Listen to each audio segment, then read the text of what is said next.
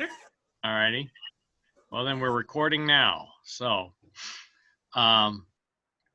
this is Tuesday, April 28th, and I'm hosting this Zoom Bible study from my basement, and joined with Jeff and Livy Ebsary, Duncan Hemmick, Karen Yeary, Mitch Romer, and Debbie Katz. We're going to look at, I guess, what I've been looking at, of course, are the daily lectionary readings.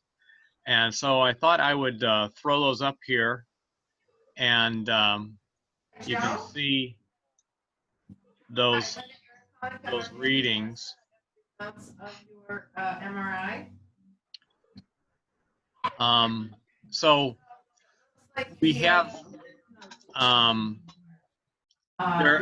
every day there are two sort of morning readings, two morning psalms. Your esophagus is okay. Oh, I wonder, Mitch, you might want to mute your. And Okay. So I can hear Linda. Okay, and then a passage from Exodus, and then a passage from Colossians, a gospel passage, and then two evening psalms. You don't have any issues. This isn't working. Yeah, you keep getting. Yeah, there's a. There you got it. There you Okay. got it. Okay, you good? Okay. So I didn't know which of those you wanted to look at. I've kind of jumped around through the week, but the gospel reading kind of is a continuation from yesterday's, when it's the story of essentially John the Baptist and what he's doing, so his ministry. So if you like, we can just start with that, and if you want to, then if we have time, we can maybe move on to another one as well. Does that seem okay? Sure. Okay. I'm trying to figure out how I can see everything here. Sweet. Not sure what my options are here. Okay. So the gospel reading. But when he saw many Pharisees and Sadducees coming for baptism, he said to them, "You brood of vipers, who warned you to flee from the wrath to come? Bear fruit worthy of repentance. Do not presume to say to yourselves, 'We have Abraham as our ancestor.'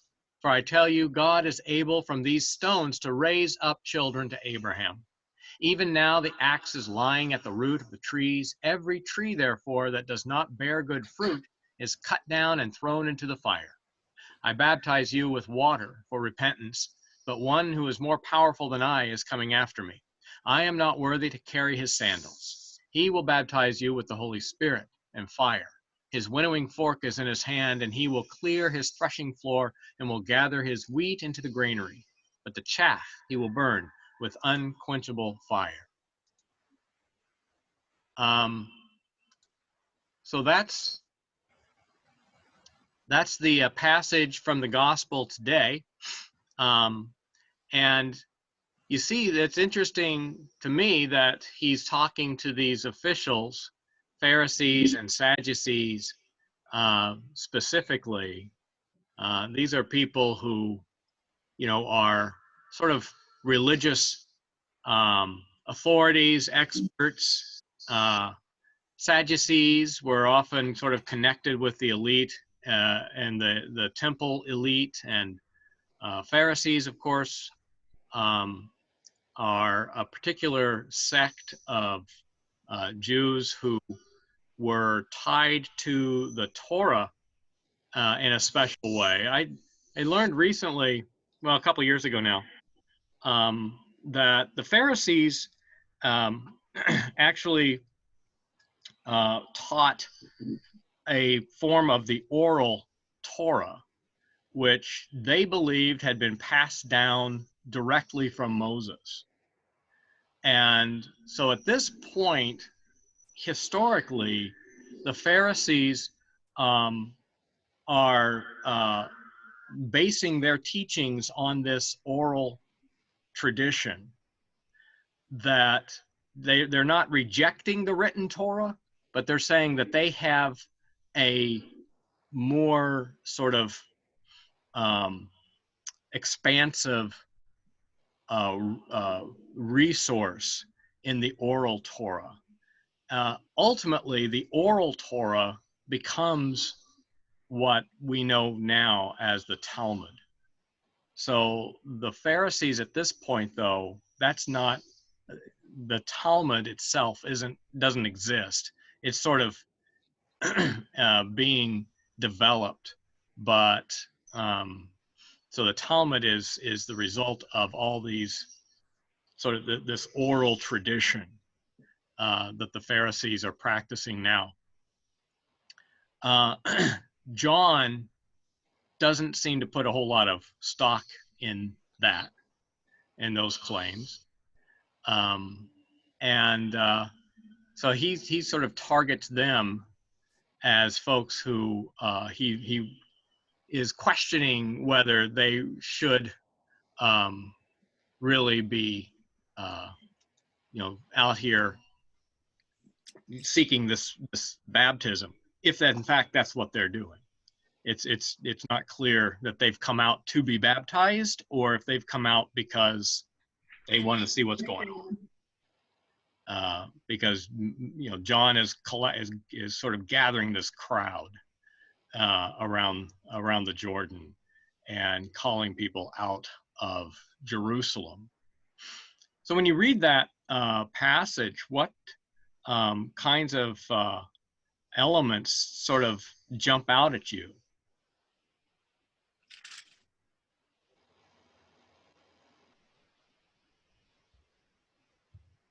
And you'll need to, some of you may need to unmute yourselves. He sounds pretty grumpy. Yeah. He sounds like how I felt last week.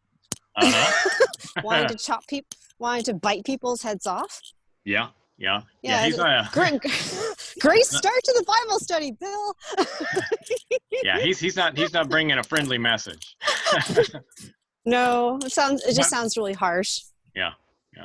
Why would he be so harsh? I mean, people are out there to see him, hear what he has to say.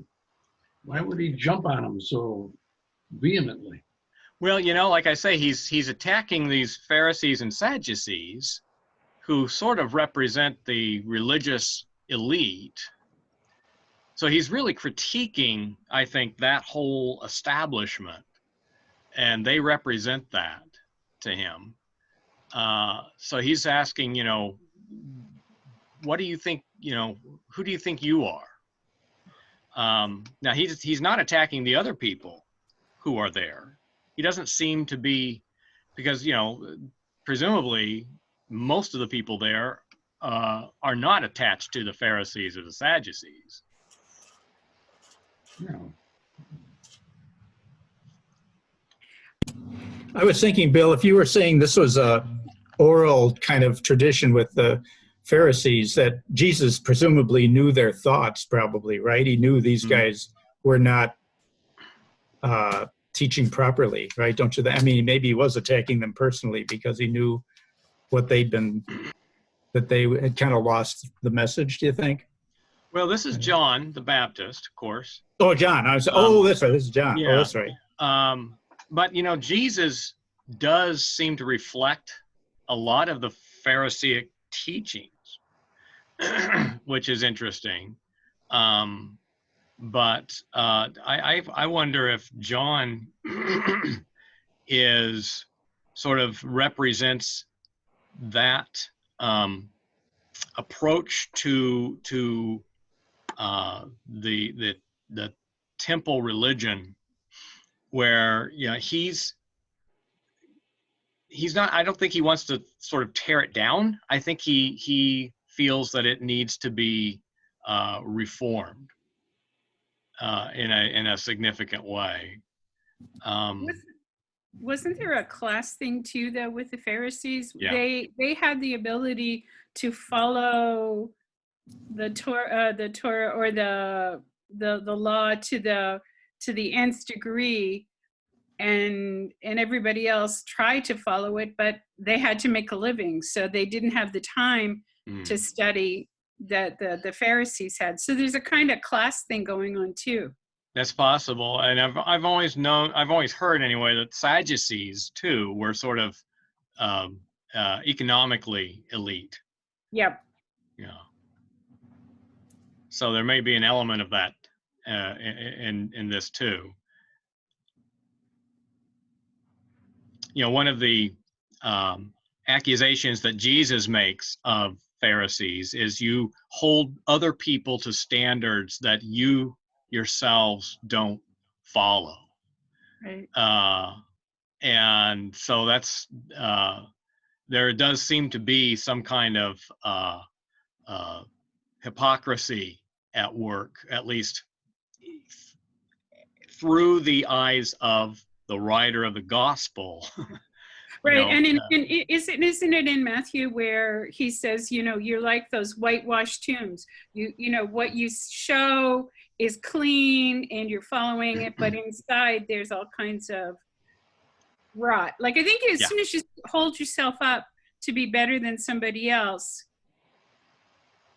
there's all kinds of other things going on that you try to hide. Yeah. Because we're all fallible. What I'd always been taught was what made them so bad was they basically hindered people from drawing closer to God. They put in unnecessary obstacles. So that's one thing I've heard a lot. Something that I'm just thinking now that would make my evangelical friends gasp is, I mean, to paint for the necessity of Jesus, don't you first have to show that there's something wrong with the current spiritual order of things? And so kind of sets the stage for, because if everything is dandy, then why we need Jesus to come. This is kind of sets the stage story-wise for, you know, like religiously, spiritually, things suck. So, that's why now and John I'm about to bring in something better. So that's a sacrilegious kind of, you know, story point of view I'm kind of observing, you know, from that sense. I think that's at work there. Yeah. And there's that whole metaphor of the axe at the root of the tree, and what doesn't produce good fruit is going to be chopped. So if you are the leaders and you're not helping people, then you're going to be. I mean, John is pretty vehement and he's pretty extreme. He is. Yeah, And I think. I'm sorry. Go ahead, Mitch. Well, when I read that part about the tree bearing fruit, and if it doesn't bear fruit being cut down, it reminded me of the saying, if you're not part of the solution, you're part of the problem. Yeah. Right. He's kind of telling the Pharisees that. That's a good point. Yeah. And I think that, you know, John is anticipating something, I think, a lot more dramatic than what Jesus does. I think John is anticipating a real conflagration when the Messiah arrives. You know, people are really going to get theirs. And of course, that's not the kind of ministry that Jesus has. And, you know, later in the gospel, in fact, all three of the synoptic gospels, you know, John sends emissaries. John's in prison. He sends emissaries to Jesus to say, are you really the one? Yeah, do I have to start looking for somebody else? Yeah, because he's hearing, you know, things aren't falling apart the way they're supposed to be falling apart. You know, you're not, people aren't getting, you know, their comeuppance the way I expected. And Jesus has a different, obviously a different approach and a different message to bring than what John and thought the Messiah would provide. So, like, and this kind of runs into the other reading into the lectionary and the Psalms, but does that mean that God is not really a vengeful God, or does God take vengeance in ways that we don't see? Because, I mean, I empathize with the statement of, you know, with John the Baptist not seeing people get their, you know, get their punishment, because I know my own life, there are times I'm like, go get them, and it's like, what? Just mercy, or I see nothing happening. So I don't know. So what then is God's view on vengeance, if anything? Is that just more what people want to see God as, is a God who takes vengeance, but he really doesn't show much vengeance? I don't know. Yeah, I don't know. I think we find in Scripture a fair amount of projection of our own sort of desires onto God, and you know, you also though find in the Psalms and other places God being described as infinitely merciful and abounding in steadfast love, and this idea that maybe God won't punish the wrongdoers, at least not in the way that I would like to see it happen. Yeah, it's like I want God to forgive my sins or be merciful for me. But yeah. I'm like the elder brother. I don't really want the sinners who come in to have God to have a party for them, Right, yeah. It's, I want justice for other people. I want justice for people who annoy me, but yeah, please be lenient with me, kind of. Yeah. So do you relate to John the Baptist, or do you relate to the Pharisees and Sadducees?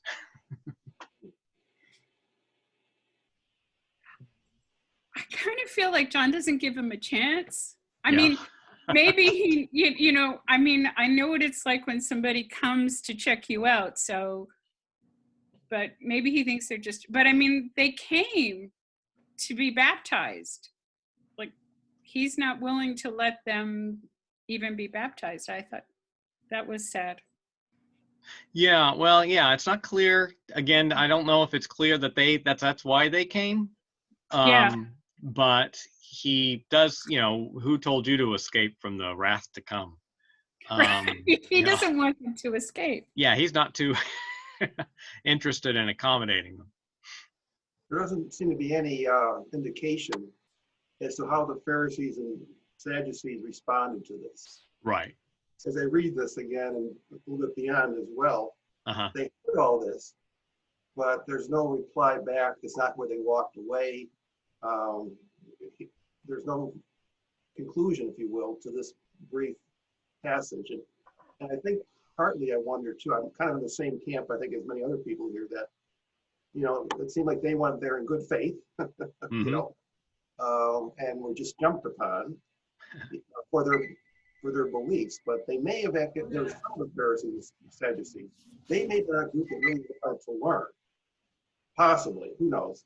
But I also wonder whether they would have known of John, I think, earlier, and wanted to see for themselves. And could he, but I don't know the answer to this, but would he have been part of a prophet, thought of being like a prophet from the Hebrew scriptures maybe, or some connection that they might have said, like, this guy might be something we need to listen to. Yeah. That's what I'm trying to say. Without really getting the fact that they had hope for. And then further, would they have understood this thing about the trees and the root and so forth? Would that have had some meaning to them in the period, in that time frame? Would they have had to, like, what's he talking about? Mm-hmm. That'd be some questions I would have. Yeah, I mean, it's hard to know what they would have related to in what he was talking about, but it's possible that John was identified with this this other movement called the Essenes. Yeah. And the Essenes was a group of Jews who removed themselves from society. They rejected the temple because they felt it was compromised, right. and it's possible that John had his maybe earlier training among them. But if John's a prophet, I think he brings in the whole tension between the people who think that because God made them a promise, they're going to be taken care of. But the prophets are always there to remind you that it's your behavior. Mm-hmm. You can't be in covenant with God if you don't protect, the widow, the orphan, the stranger. You have to live a life. You can't just say, I'm a descendant of Abraham, therefore I'm in with God. So there's Right. always that tension. So I think when John says, if you're a tree that doesn't produce fruit, it doesn't really matter who your father was. You're not you can't depend on your heritage. It's how you live. Mm-hmm. I was thinking of a comparison of John to like Martin Luther. I mean, John was sort of responding to abuses that these Pharisees had gotten themselves off track with all their, and similar to what happened with the Catholic Church and before the Reformation. I kind of Mm-hmm. felt there seemed like a parallel there. I don't know. Yeah, I think that's a good connection. I think that's John. He seems to certainly be holding a mirror up to that society and sort of exposing it. And the thing I think that saves John is that he's saying somebody's coming who's going to be stronger. I'm just getting you looking in the right direction. Mm-hmm. I mean, I think if he were like saying, okay, now follow me, I'd be worried, Right. So he can be angry, I guess. He can be grumpy, I guess, but he's not saying he's got it all. Yeah. Jeff, you were going to jump in there? Oh, sorry. Thinking about that, it's just curious. I mean, I think it's a strange passage because of the fact that John is so vehement and so nasty, right, to these guys. And I think, isn't this his way of handling the appearance of these guys is about 180 degrees apart from the way Jesus would handle strangers. Mm-hmm. It's such a contrast, and I just think that's kind of interesting, curious. Here he is proclaiming Jesus, and yet he's acting completely differently, I think, than you would expect Jesus to act. Yeah. So it's. I think they had bad intentions. I mean, I think they felt threatened by John and the spiritual following he was growing. And so I think they were basically checking out the competition. And I think John the Baptist knew that. I think he knew their intentions weren't good. That's the only way I can think of why he would respond so horribly, just as, Jesus, when people tried to trick him with these questions that seem well-meaning, Jesus didn't take too kindly to that either. Mm-hmm. Well, it's just the wrong way to disarm people that come to check you out and have some evil intentions towards you. It's just the wrong thing to do. You ought to, I think, try to bring them into his fold and not drive them away, which he surely would. Yeah. Right. So, But what he's doing is he's baptizing, and baptism wasn't a big deal for Jews. I mean, the only people I know who had to be baptized were women, and that was to make them clean again. So in a way, he was saying, what you're doing is really wrong. You've got to turn 180 degrees. You're going in the wrong direction. I think it takes a lot to stand up to your society and saying you're going in the wrong direction. Yeah, the baptism piece is another reason I think why a lot of scholars associate John with the Essenes, because that was a part of their practice. They had the mikvahs on the sites where they have been, where they're, the archaeological digs, have those baths there, and it was clearly they were ritual baths. They're not just for hygiene or recreation. So John has in some ways perhaps co-opted that practice as a way to sort of provide a tangible experience. I think too, it's important that it's at the Jordan. The Jordan is sort of a metaphorical boundary when the people came into the promised land, they crossed the Jordan to do that. And so John is in some ways, I think, calling them back to their roots and saying, you need to cross back into the promised land because you've strayed out of it spiritually. So that I think that whole sort of process is sort of central for John's message of renewal. But that requires, for some, that's a tough journey to make. We talk a lot about death and resurrection, and something has got to die. And John is essentially saying this establishment has got to fall apart. So I wanted to respond. Oh, Just sorry.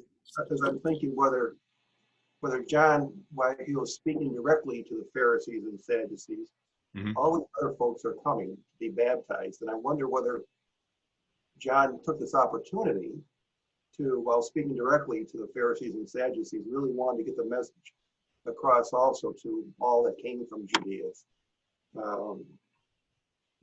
Just to reinforce that, what his role is Mhm. in starting, this movement, if you will. Just thinking out loud again, whether he was speaking to a greater audience, Right. possibly. Yeah. Karen? And I've been thinking about what Jeff said about, it did seem really harsh of John to speak that way. But I mean, maybe that was the only way they would listen. So just like anecdotal, but when I was pregnant with my third child, it was a high-risk pregnancy. I'd already given birth to two preemies before. And I finally saw a high-risk doc, and he basically said, you have a high-risk pregnancy, you have to stay at home. And I was telling him, but I have to work, and I have to travel here and there and fly here and there. And he said to me, Karen, we already know that your body is like a broken car. Now you are an older broken car. Wow. He was like, either, you advance your career or you have a baby that's alive. What do you choose? For some reason, it didn't offend me at all. Like I think I just really needed someone to just speak like that to me, and it really shook me up. Like, okay, wait, but this is serious, and so I ended up staying at home and canceling all my travel, and now I have healthy Caleb who drives me nuts. But but on the outside, it may seem like, oh my gosh, why was Dr. Wendell so kick-ass to me? But I respect that man. I'm glad he was. I wouldn't have listened otherwise if you were all gentle and stuff. I don't know, for some reason my brain just wasn't, I think, willing to accept it. So I don't know, it's not an excuse for John, I feel like, acting like an ass to the Pharisees, but maybe the Spirit led him to, because that's the only way it could that they would listen. I don't just jar them and wake them up because they're always used to being in charge and Right. thinking that they're right. So I don't know. So that's just an anecdotal trying to figure out why would John act so mean, Yeah. Well, if you look at any of the prophets from Hebrew scriptures, they are not, Carnegie students. They are not interested in winning friends and influencing people. That's they get right in the faces of people in authority, and can be pretty harsh. And I think that's part of where what John is trying to convey, that there is an urgency to this. Something has to happen now, because the Messiah is on the way. Yeah. Either shape up now or you'll never have a chance. So it's hard to appreciate the historical sort of environment that John is living in, that they're all living in. It's a very tumultuous period, and you've got a lot of groups that are trying to interpret what's going on around them in different ways. And so John is adding this interpretation. And we hear that, we see that from time to time around ourselves when people see, things like a pandemic or, other events. Some folks start to think that, well, maybe this is it, things are going to just collapse here. And, what do you have to do in order to come out whole on the other end? So, there may be an element of that to what John is saying too. I like what the point that Karen said. It was quick, but she said that maybe, who knows, and maybe it was just the Spirit that caused John to speak like he did. And I think that's really significant thought. I mean, I think often, especially in this, this story at this time, it was such a critical piece of the story that maybe it was just what God wanted to have said. And, perhaps he came out with this, and who knows, maybe he, wondered, where did that come from? Why did I do that? Maybe he did, but maybe it was what needed to be said. God wanted it to be said in that way, and it was just a Spirit influence, or the Spirit directed reaction, which I think happens.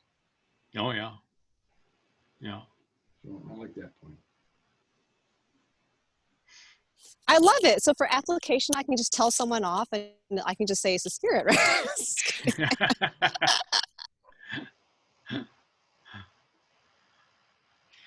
Well, it's also, could be your frustration level too,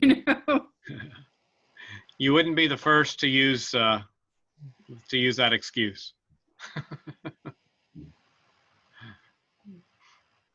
Well, we're running out of time. I'm seeing a counter on my screen that says we have 4 minutes right now.